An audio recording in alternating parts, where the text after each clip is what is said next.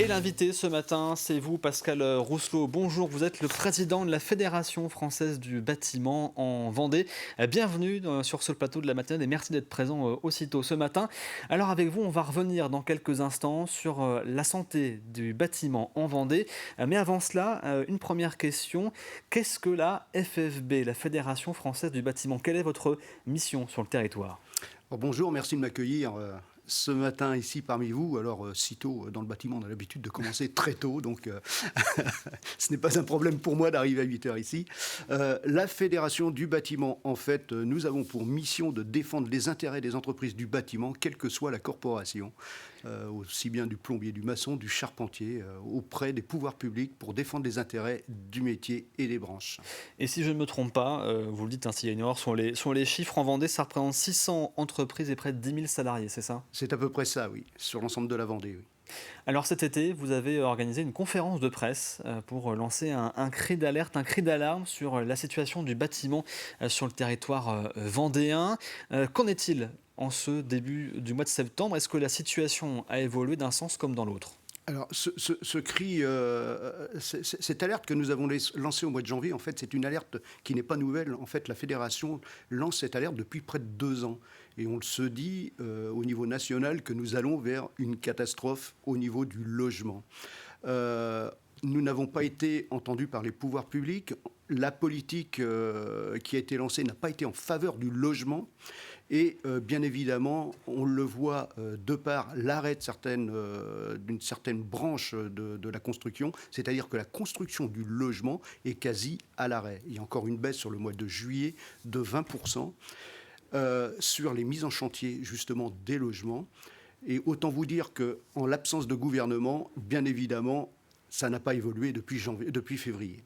Alors quand vous dites que la politique n'a pas forcément été bonne pour le monde du bâtiment et du logement, c'est quoi? C'est par exemple le taux après zéro Alors l'arrêt, bien évidemment, du taux après zéro a été un coup d'arrêt fatal, justement, parce que les jeunes ménages ou les primo-accédants ne peuvent plus accéder à l'accession à la propriété.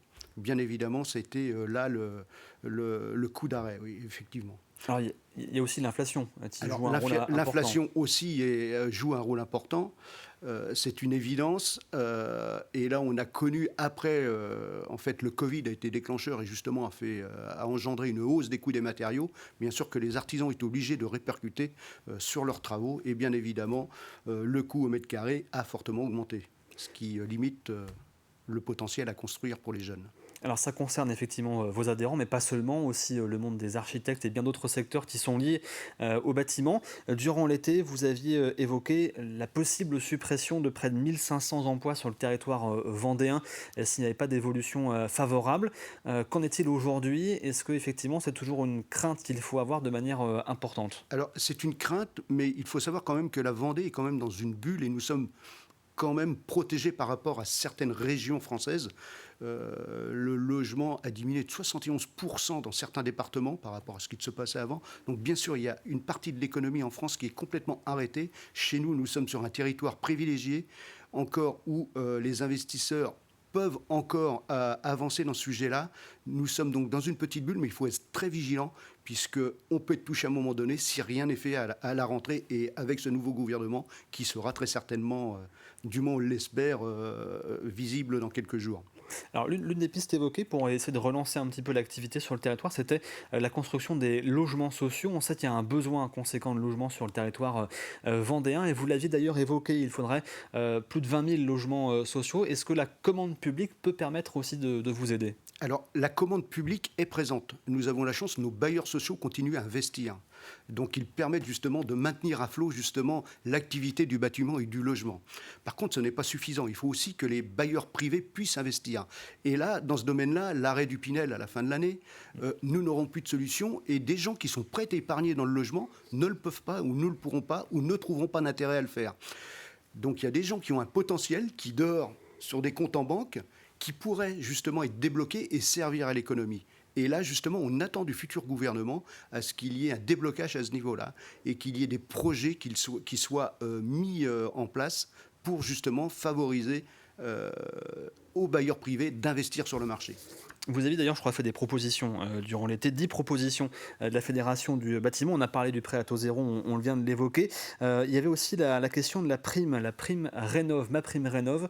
Vous demandiez à ce qu'elle soit stabilisée, cette fameuse prime Ah oui, Rénov. et c'est essentiel. Alors justement, on a une part de l'activité dans le bâtiment qui est encore, qui est toujours très active, c'est-à-dire de la rénovation énergétique. Malgré tout, en début d'année, avec un changement de règle qui a eu lieu dès le 1er janvier, aucune demande.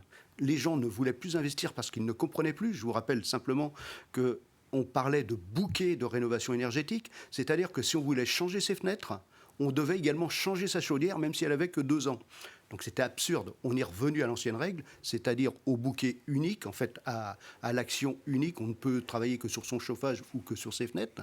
Mais là, ce que l'on demande absolument, à ce que ces règles soient figées d'une manière définitive et qu'on puisse, en fait, sur un temps suffisamment long et qu'on ne change pas les règles au mois de décembre pour qu'elles soient applicables au mois de janvier. Ce n'est pas possible. On a besoin de se projeter. On est capable de s'adapter à tout changement de règles, à la seule condition de nous laisser du temps à ça. Alors comment vous sentez justement vos adhérents lorsque vous échangez avec les chefs d'entreprise du secteur? Comment se sentent-ils? Quel est leur état d'esprit aujourd'hui? Est-ce qu'ils arrivent à rester sereins ou est-ce que malgré tout l'inquiétude est vraiment présente? Alors, l'inquiétude est vraiment présente. Vous savez, nous, dans le bâtiment, pour construire un projet, on a besoin d'un plan, de travailler sur des plans, de se projeter. Or là, c'est ce qui nous manque. Il nous manque clairement de la visibilité. Euh, il nous faudrait nous dire, ben voilà, voyez, le logement, on doit aller là. Alors, il y a il y a des volumes de logements qui sont donnés de construction à l'année, tout ça, mais ça reste vague. On n'a pas de projet, je dirais, précis. Par exemple, dans l'automobile, on dit on arrête le moteur thermique à 2030. Très bien, voilà, ça au moins c'est quelque chose d'établi. On n'y sera peut-être pas, mais au moins on a une direction, on a un cap. Et là, c'est ce qui nous manque cruellement dans le bâtiment aujourd'hui. Une dernière question, Pascal Rousseau, la Vendée c'est aussi une terre d'apprentissage, notamment dans le secteur du bâtiment. Est-ce que vous êtes inquiet justement pour les apprentis actuels de leur avenir? Faut-il s'inquiéter pour eux et faut-il s'inquiéter du fait aussi que les messages passés puissent faire peur à de futurs apprentis? Alors non, il ne faut pas s'inquiéter. Les entreprises recrutent encore énormément d'apprentis. Nous sommes très actifs aussi dans ce domaine-là. Nous lançons comment dire, des actions justement auprès des collèges. On a les coulisses de bâtiments qui vont se dérouler le 11 octobre notamment à l'Arena des Sables d'Olonne, là-bas, où on va ouvrir le chantier justement pour que les collégiens puissent venir les découvrir. On est extrêmement sollicité dans les entreprises de bâtiment pour avoir des apprentis. Les apprentis nous sollicitent. Non, ce sont encore des métiers d'avenir. Mais avant tout, ce qui doit être l'avenir de nos concitoyens, enfin de nos politiques, c'est le logement. Et je répète, ça doit devenir une cause nationale. Et il est important qu'ils en aient conscience, puisque le logement est une économie dont la France ne peut pas se passer. Le message en tout cas est passé ce matin sur TV Vendée. Merci beaucoup Pascal Rousseau d'avoir été avec nous. Ça passe toujours très vite hein, ce temps C'est vrai. d'entretien.